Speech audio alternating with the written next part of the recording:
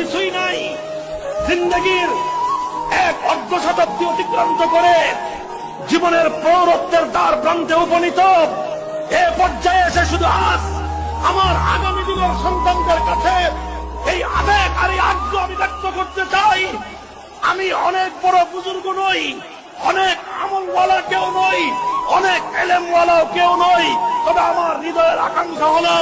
আমার নাম যুগের ওই সমস্ত আলেমদের কাতারে লিপিবদ্ধ হয়ে যাক যে কাতারে ইমামে আজম আবু হানিফার নাম ছিল, যে কাতারে ইমামে মালিকের নাম রয়েছে, যে কাতারে ইমাম আহমদ ইবনে হাম্বলের নাম রয়েছে, যে কাতারে ইমামে বুখারীর নাম রয়েছে, যে কাতারে সুফিয়ানের সাউরীর নাম রয়েছে, যে কাতারে ইবনে তাইমিয়ার নাম রয়েছে, যে কাতারে শাইখুল হিন্দ মাহমুদ হাসান দেওবন্দির নাম রয়েছে, যে কাতারে শাইখুল ইসলাম হুসাইন আহমদ মাদানির নাম রয়েছে,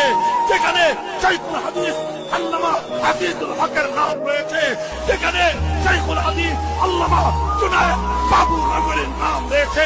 তাদের কাতারে শামিল হওয়ার জন্য শাহাদাতকেই নিজের জীবনের চরম